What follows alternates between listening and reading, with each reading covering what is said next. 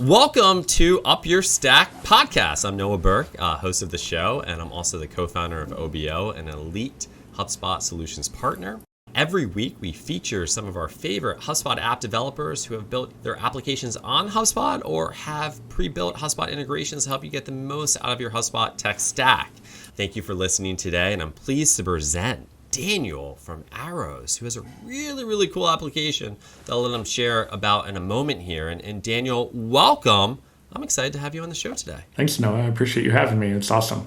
And Daniel, I got to admit, first of all, thank you for coming because you had a huge event today and you still agreed to come on the podcast later in the day. Like, how are you not just tired at this point? I'm pretty tired. We'll see if I show up. Yeah. No, we had the Happy Customers Festival this morning. I got up at like 5:30. It started at 8:30 my time, but I was anxious to get ready. I had to prepare some notes. I interviewed Yamini as the keynote. So I wanted to make sure it went pretty well. And yeah, here we are doing this in the afternoon. And yet I'm still going to a red eye tonight. So it's really one of those days where you go, what am I doing to myself? I mean, first of all, that's impressive. Just the sheer amount of energy you have. Now, do you take naps? Not often, but I do love naps. Okay, I was going to say, hopefully you're able to grab a nap today at some point.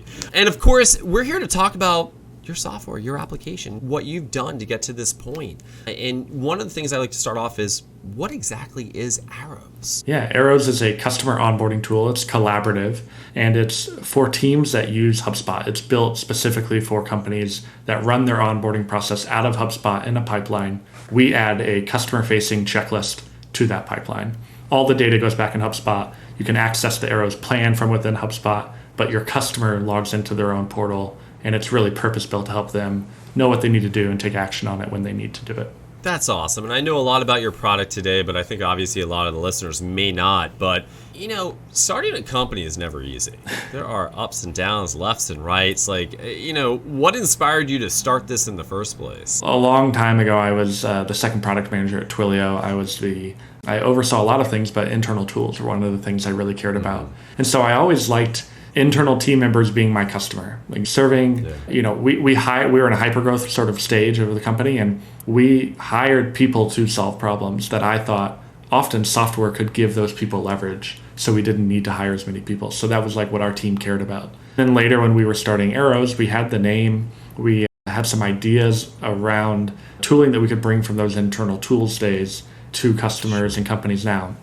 Now, what happened is the onboarding tool we've built was not one of those. We didn't realize it, but we built a bunch of things, brought them to some degree of market, you know, like landing pages to prototypes.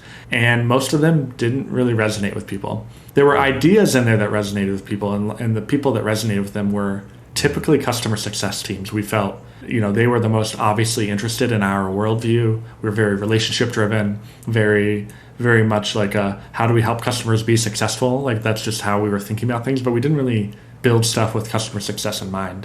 And so we actually researching what customer success teams do. And we talked to software companies, agencies, and we're like, what happens from the moment a deal gets closed? This, you know, let's say 0.6 months down the line where you go, objectively, that's a happy, successful customer. And we weren't thinking about anything collaborative.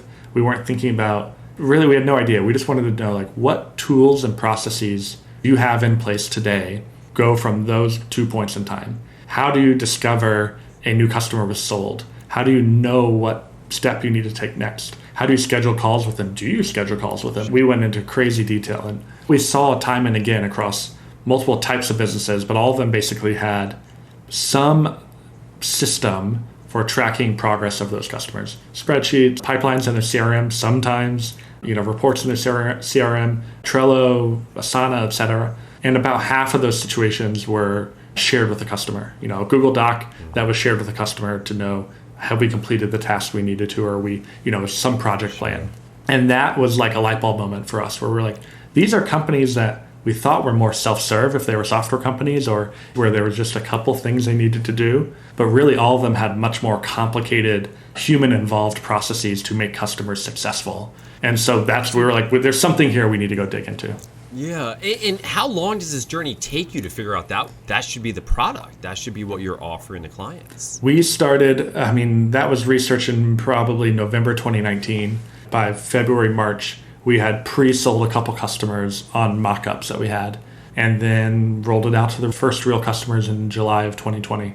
So when you were rolling this out to customers, like, did you know who these customers were before you just decided to start rolling it out to them? Like, you have a personal relationship with them, or were you cold calling and reaching out? Well, all of our early customers, the first 4 that we pre-sold to, were folks we did research with. A lot of them we were connected to them through, personal introductions. We knew their CEO or their co-founders, or we knew other team members, and they put us in touch. We were, I think, naive about how we did like the design partner thing. We charged them all like $100, and we realize now that was way too little.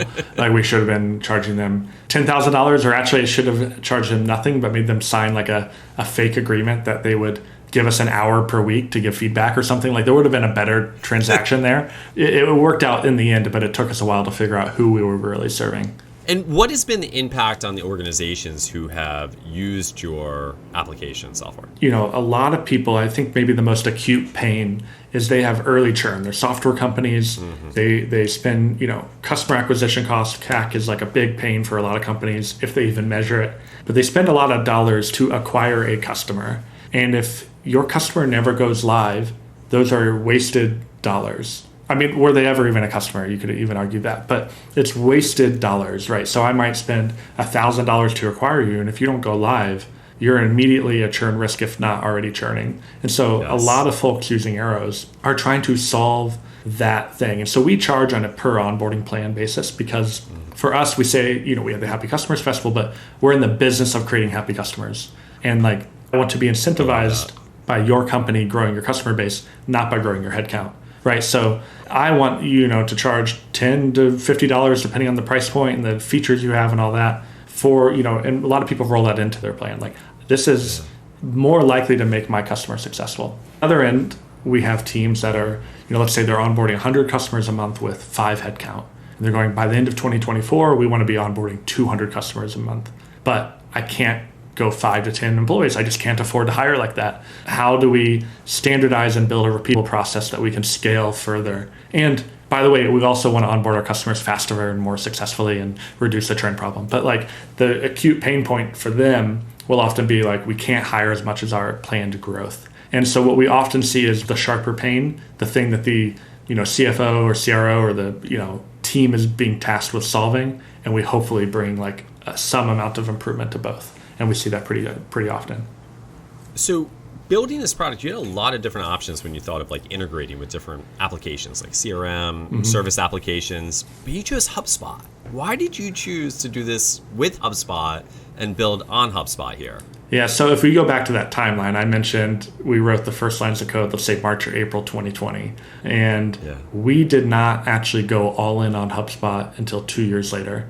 So March, April 2022. Okay. We didn't actually build any CRM integration, I think, for maybe 12 to 18 months. It took us way too long. We started these, very lightweight Salesforce and HubSpot integrations about 12 or so months in to the product. And we built them in what we call a data extractive sort of integration. I looked at the CRM and we said, there's a lot of valuable data in there. We should suck that into Arrows, because if we pull that into Arrows, I'll be able to trigger an onboarding plan when you need one. Right, and I'll be able to the template for the onboarding plan based on the product that they bought or the size of deal, whatever. And so we built the product that way, but we pushed nothing back into HubSpot or Salesforce. And that February, March, April timeframe of 2022, we started asking ourselves the product feels wrong, and we're not really sure why. If we were building it today from scratch with everything we know, how would we build it? And we realized we were a lot of functionality inside Arrows that was actually commoditized functionality of the CRM. People wanted automations, reporting, but even if I give you amazing reporting tools in Arrows, you wouldn't want it, because I don't want to open up 3 other tools or 5 other tools. Put it in my dashboard with, here's my sales dashboard and here's my onboarding dashboard, my marketing dashboard. I want them all right there. So that's really the light bulb moment for us, is we realized we had to meet the customer where they lived, and that was the CRM. And when you had that light bulb moment, what happened to the organization in the sense of sales or exposure, or what's that like? We had to get the team on board. So we as a team went through that exercise and really thought about what do customers want. Then there was a big debate of we service Salesforce customers and HubSpot customers, and a third or so of our leads also are Zoho, et cetera, other CRMs close. If we're going to do this well, we believe that we need to do this with one tool in mind and build it very deeply and prove that this is the right way to build the product. We can't splinter ourselves across a few integrations. And then it was a debate around which one do we focus on. And HubSpot, we were a customer of HubSpot, still are, of course, and we were pretty happy with it. We also saw from the prospects that we talked to that managers and the solutions partners, frankly, were more empowered and more eager to work with tools versus Salesforce admins were a little bit more, it took a lot more planning and work to be generous around the implementing of something new. And then ourselves, like looking at the APIs even, like, oh, the HubSpot APIs are more limited, but they are more obvious around what makes for a good integration. And we saw in the marketplace there were not a lot of good integrations in the way that they added value and data into the UI. So that's where we really focused. And then that led to like, how do we get customers here? And we had to turn off basically 2/3 of our pipeline and then had to re-figure out how to sell. It took us probably 6 months to learn how to market and sell into HubSpot people. Yeah, I think the number one challenge companies face is not making that decision. Straddling between multiple different ideas, but not having the courage to actually say, this is what we're going to do. This is the vision for the business. Here's how we're going to grow. We're going to place this bet and we're going to go in on this bet. Because if you just go partly, it most likely isn't going to be successful. There is something about having, multiple eggs in the basket, that concept and idea. But I tend to find the companies that have the most rapid successful growth tend to make that strong move towards this is what we are doing. And this is the focus of the organization, because then you can align sales, you can align development, you can align everyone else in the company around the mission, vision of what you're doing. So I applaud you what you did there. So taking a step back, talking about arrows for a second, what are we filling in? What gap are we filling in the HubSpot ecosystem? Someone's going to come in and, I need to better onboard my customers. And they say, I'm going to use HubSpot. But what gap are you filling that HubSpot isn't filling right now? Well, let's even pause there and say, let's assume that they actually aren't saying I need to better onboard my customers. They're just coming and buying HubSpot, fair. Right? They might be, then that's true. But that's a lot of times there's, people going, oh, I'm buying HubSpot. I want to run marketing and or sales in HubSpot. And you're like, great. Marketing, sales, I'm generating leads. I'm working those leads and turning them into deals and closing those deals in HubSpot. Ideally, we're doing both in one system. This was the Happy Customers Festival today. It's all about HubSpot as the connected customer platform. I want those there. Now, I've been banging this drum for a little bit. About a month and a half ago, HubSpot, launched customer success tooling inside Service Hub. And, I think a lot of people were excited, but maybe didn't fully realize the scope of what that means. And what HubSpot is actually saying in market, here's our intention, is you should be servicing and running the entire customer journey out of HubSpot, or at least it is now possible to. And, so what we see in the market a lot is somebody goes, okay, I'm closing deals in Sales Hub. I have a sales pipeline, I closed a deal. And you go, okay, well, now what? What do you do with that deal? Do you send them a follow-up email with a bunch of links and next steps? Do you send them a Google Sheet? Do you book a kickoff call? Do you signed a contract, you do something to realize the terms of that contract. Where do you manage and track that process? Now you go, okay, you learn about that. And you go, well, would you not want to manage and track that in the same system where you're managing marketing and sales and having a unified view of the customer? And that's what Arrows helps you do. So you asked then about what does HubSpot provide? So HubSpot provides out of the box great pipeline tooling, great objects that you can attach events and properties to great reporting, great automations. All of the process is internal. We almost think of Arrows as if it's an iceberg, HubSpot is like everything below the surface. It's where we manage our process. It's all that. It's our internal view of what's going on. But the customer has no visibility. They're just in the dark. So Arrows gives you that customer-facing visibility, that collaborative action plan that you give them. Then it syncs all the data and everything else back into HubSpot. So your state, your view of what's happening with the customer in your pipeline is the same as the customer's own understanding. It sounds like you have to educate the market on why they even need this. So it doesn't sound like people are actively saying, hey, I need a tool like Arrows today to help onboard a customer. I send the email, I send them a link. Here's where the sign-on page is, and they'll onboard and see how amazing this product is. How much of the market is now realizing there are tools out there that can help me solve for this problem versus, guys, there's a tool out there that can help solve for this problem? What are you seeing? I think a lot about what Arrows does for our customer relationship in the onboarding point, it feels like e-signature 2007, 2008, where you're like, it used to be normal for you to send me a PDF. I'd have to print it out, do a wet signature, scan it back in, mail you back a PDF, right? That was common. And then at some point you started receiving e-signature links and you were like, this is kind of weird, but like, is this normal? Is this legal? I don't know. And then you fast forward a couple of years, maybe early 2010s. It's like default part of the product stack of any business. Like, it's weird for you to now send me a PDF and ask me to print it out and do a wet signature. I'm actually like, you're really old school.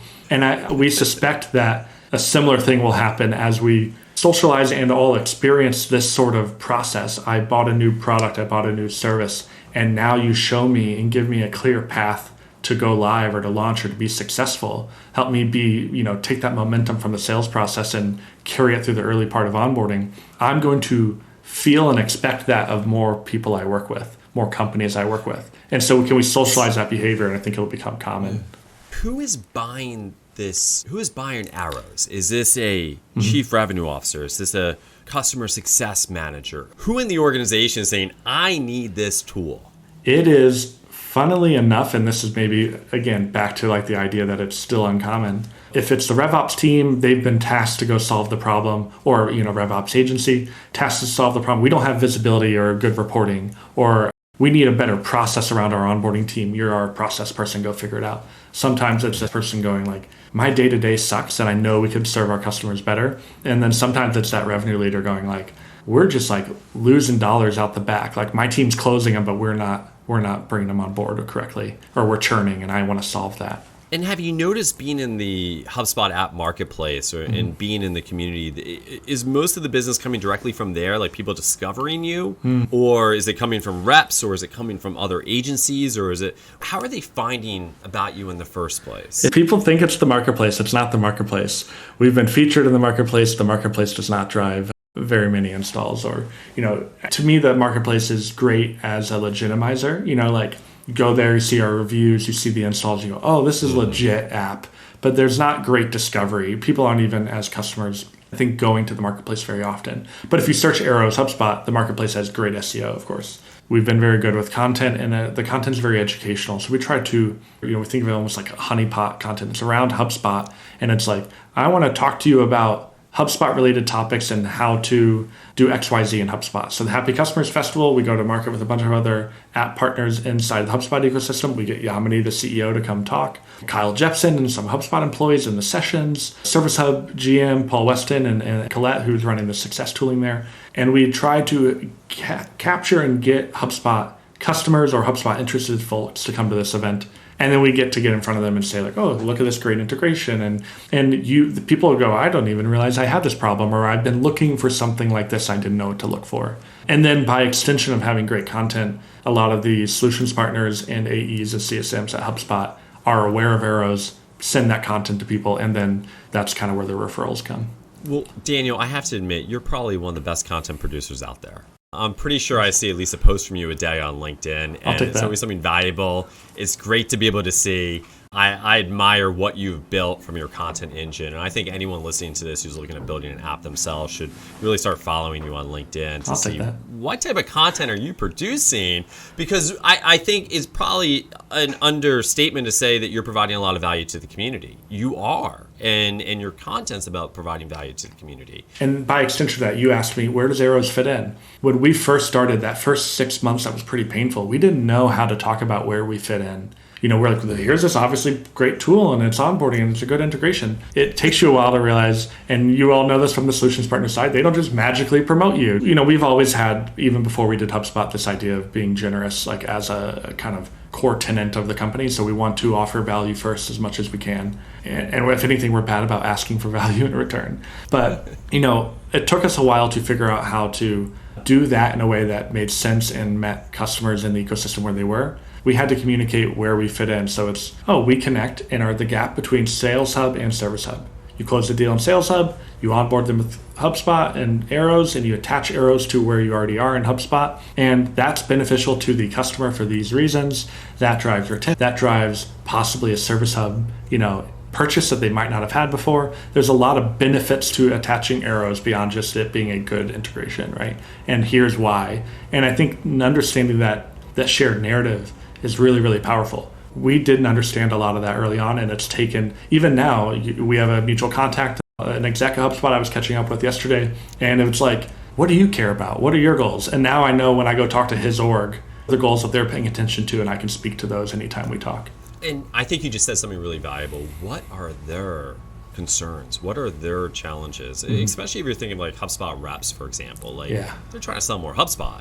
And well, they can barely stay on top of it. Sell more. Right? There's like so many features, there's so many hubs, there's 3 core, but there's 7 hubs. They're like, how do I sell this? And if you are an app partner, they have to attach a solutions partner to most deals. But as an app partner, they do not have to attach us. So unless you are a true blocker to their deal getting done, they do not want to include us. Unless we are obviously a value add, and unless they obviously trust us to help them sell that deal. So a lot of them naturally will add arrows to Service Hub deals where there's customer success attached because they know we can demo that part of the product better than they can and to a specific depth. And not, no shame to them. It's a lot I couldn't demo all the stuff they have to. But like, you have to build that reputation, and it takes a lot of time. And actually, that's some advice I got. He was a board member at HubSpot for a while, but he built out the app ecosystems at Salesforce and ServiceNow and Google Cloud. And that's why HubSpot brought him on. And I got to meet him last year for a call. And he told us, like, it takes 3 years to build a relationship, like an app partnership like this. And we just entered our 3rd year. It's like really that 3rd year where you get to start to hopefully exploit some of the relationships that you've been building over time. And you have to tell those shared narratives and build those relationships. And that's fascinating. I think we saw the same thing in HubSpot for ourselves. And we've been in the ecosystem now since about 2018. It definitely took about 3 years, I think, before we were able to form these relationships. And we're in a very fortunate position. In our particular company, for example, the people we originally met years ago are now in leadership positions. Yeah. And so, I think that's great advice to let people know, like, just like you gave the example earlier, that it took you 6 months to kind of prove out HubSpot's the right angle. You got to kind of power through it. It's going to take 3 years to build those relationships that are going to help you power to the next level. Yeah. One of the questions I have for you, and because AI is the most fun topic that's talked about on every single podcast, so if I didn't talk about it here, I'd really be remiss. How are you incorporating AI into the future of your business? Yeah, I mean, it's a dual-pronged kind of question for us. There's AI for how we run things, how we do content, how we summarize call notes, how we do sales handoffs. And there's also how we AI into our product, how we enable our customers to utilize AI. For us, it's been a few things. We've actually experimented with content is a core thing, but there are different varying degrees of content that we produce.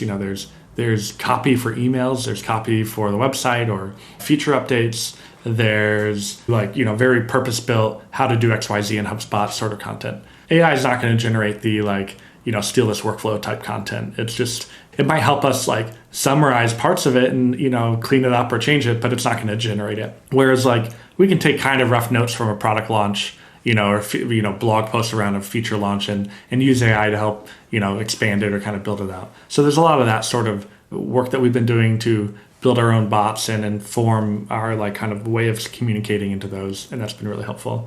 Inside HubSpot, we did this session today, and Grain is a call recorder we use there on there. They analyze and record all of our sales calls, all of our success calls, and attach those notes as properties and notes on the company object in the contact. And that's very valuable. So when we close a deal, Arrows, the onboarding plan, triggers a handoff between our sales rep and our onboarding person, and all the notes and the conversation from the sales process are there attached. And that sort of stuff is, we look at AI as a way to help humans do the stuff that we're not good at doing that we intend to do more often. So call notes, I am horrible at taking them, but I always have call notes because we use Grain, for example. And when we look at how we'll apply AI into Arrows, the product, that's a similar sort of thing. What is annoyingly tedious and hard to do, AI can help our team or our customer kind of unblock themselves to make progress. You're sending weekly updates. Here's a suggestion of how you can send that. You need to build your first version of your onboarding plan. Give us the messy files and resources and emails that you send. We'll turn them into a starting point for you. And Daniel, I think you brought up something very good. What is annoying?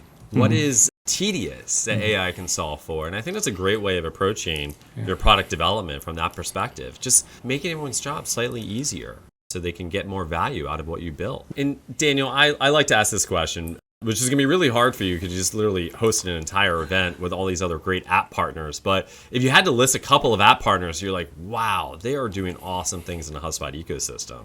It's been really compelling to see how people have evolved, how they approach the ecosystem, how they evolved, how they build integrations. And I think there's a lot of room with both APIs that are coming, but also just people learning from each other.